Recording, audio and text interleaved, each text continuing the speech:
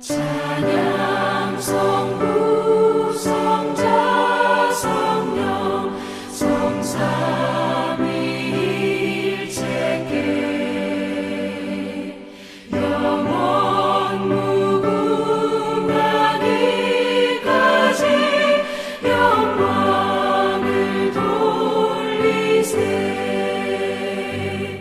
영광을 돌리세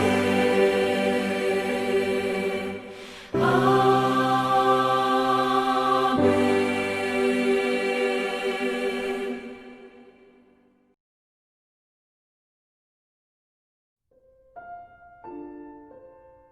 갈라디아서 5장 6장. 내가 이르노니 너희는 성령을 따라 행하라. 그리하면 육체의 욕심을 이루지 아니하리라. 육체의 소욕은 성령을 거스르고 성령은 육체를 거스르나니 이 둘이 서로 대적하므로. 안녕하십니까. 온라인을 통해서 함께 예배 드리게 되어서 참 감사합니다. 오늘은 육체와 성령이라는 제목을 가지고 갈라디아서 5장 16절에서부터 18절까지의 말씀을 가지고 하나님 말씀을 선포하도록 하겠습니다. 하나님이 우리를 성도로 부르셨습니다.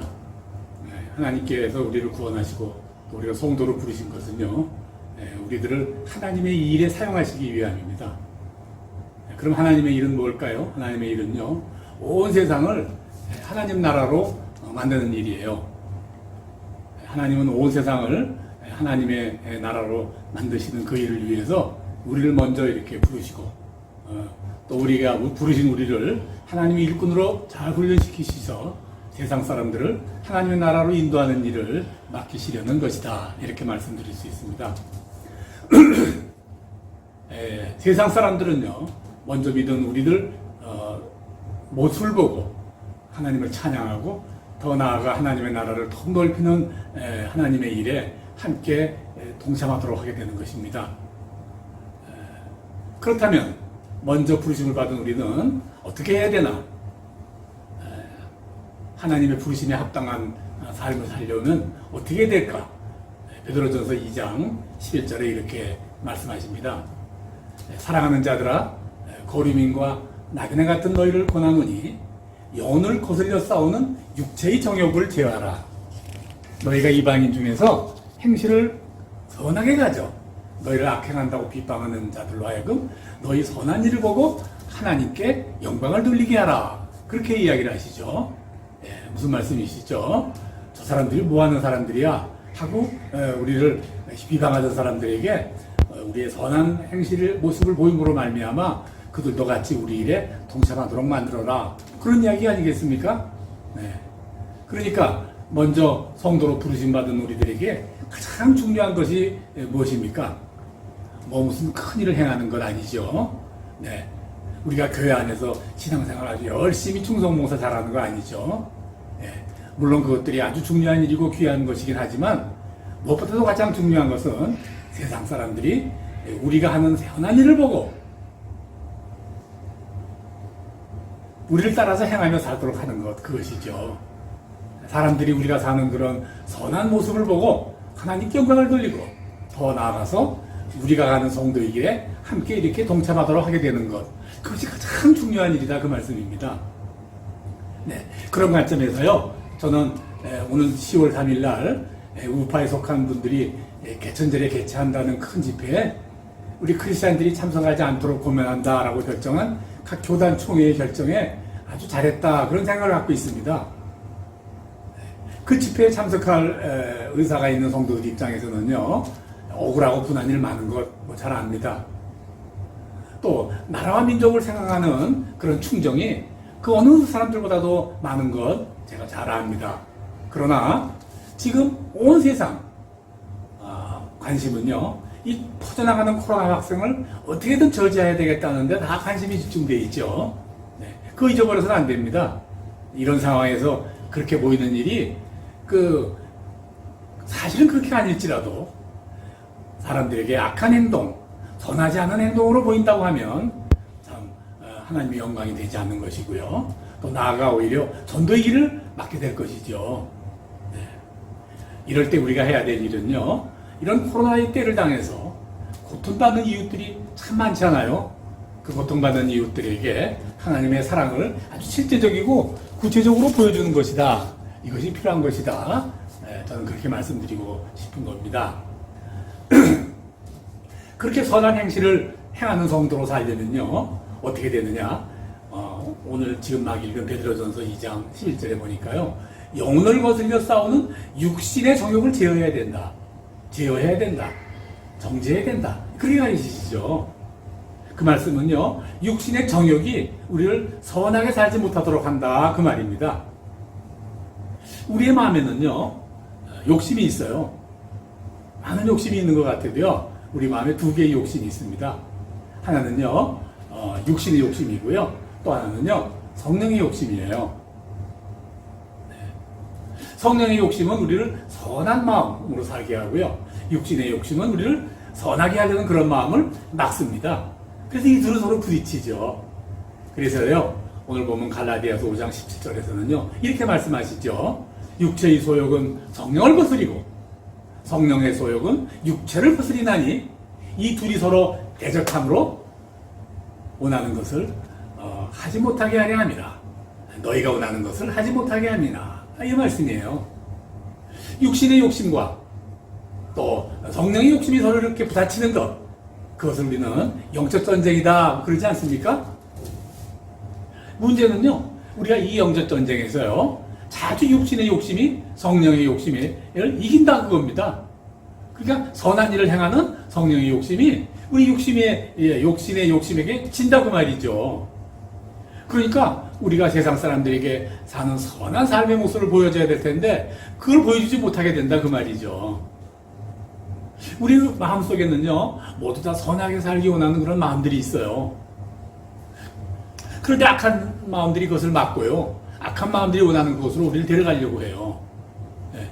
그러니까 우리들은 글로 따라가는 때가 많죠. 따라가놓고서는 후회하고 또 반성하고 그러다가 또 따라가고 그래 되는 것입니다. 그 왜 이럴까요? 왜 이럴까요? 이럴 수는 없는 것 아니겠어요? 그런데요, 우리만 그러고 있는 줄 알았더니요, 우리 바울 선생님도 그렇더라고요. 바울 선생님 잘 아시잖아요. 로마서 7장 21절에서 23절까지 바울 선생님이 그런 마음속의 고통을 우리에게 이야기하시는 내용이 있어요. 그러므로 내가 한 법을 깨달았노니 곧 선을 행하기 원하는 나에게 악이 함께 있는 것이로다. 내 속사람으로는 하나님의 마음을, 하나님의 법을 즐거워하되 내 지체 속에서 한 다른 법이 내 마음의 법과 싸워 내 지체 속에 있는 죄의 법 아래로 나를 사로잡아 가는 것을 보는도다. 이 말이 바로 그 말이죠. 어떻게든 선한 일을 하고 살고 싶은데 자꾸 그것이 안 된다 그 말입니다. 네.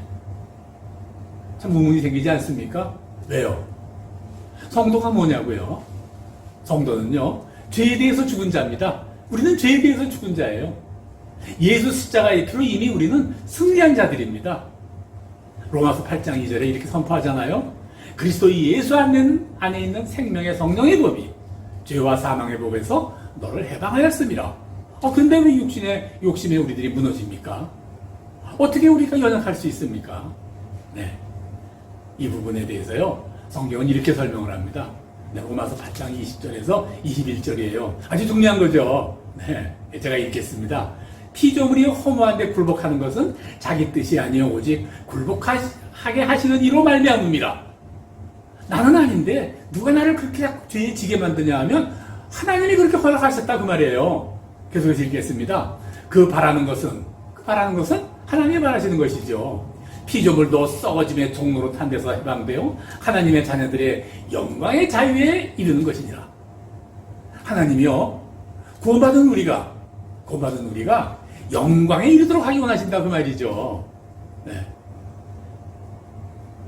하나님은 우리가 수시로 유혹과 시험에 넘어가는 것, 바로 이런 유혹과 시험에 넘어가는 실패를 통해서요, 그 실패를 극복함으로 말미암아요, 우리를 영광스러운 존재에 이르게 한다 그 말이죠. 좀 간단하게 이야기할까요? 시험과 유혹을 잘 극복하면 우리는 영광스러워진다. 영화스러워진다. 그래야 해. 네. 한번 영어 이야기 할까요? 네, 우리 다 아는 단어 글로리. 글로리피케이션 된다 그 말이에요. 네. 그래서 우리가 자꾸 죄에다 지고 그러나 우리가 죄를 극복해야 된다 그 말이죠. 실패를 극복해가며 유혹과 시험에 넘어지는 그런 어려움을 극복해가면서 하나님께 더욱 가까이 나갈 수 있게 된다 그 말입니다. 하나님도 도우겠다 그 말입니다. 로마서 8장 26절에 이와 같이 성령도 우리 연약함을 도우시나니 우리는 마땅히 기도할 바를 알지 못하나 오직 성령이 말할 수 없는 탄식으로 우리를 위하여 친히 간구하시느니라. 이렇게 말씀하시거든요. 뭐 무슨 말씀인지 아실 거예요. 뭐 어떻게 기도할지, 기도해야 될지도 모르는 그런 어려운 상황에서도 하나님께서 우리를 위해서 간구하시고 그리고 마침내 이렇게 위로하시죠. 로마서 8장 28절 우리가 다 아는 아주 참 좋아하는 기절이에요. 우리가 알거니와 하나님을 사랑하는 자 곧 그 뜻대로 부르심을 입은 자들에게는 모든 것이 합력하여 선을 이루느니라. 비록 지금 우리가 유혹과 시험에 빠져서 유혹과 시험에 넘어가서 좀 앞으로 선한 행위를 하지 못하고 참으로 하나님의 부르심에 합당한 삶을 살고 있지 못할지라도 그러나 마침내는 반드시 우리는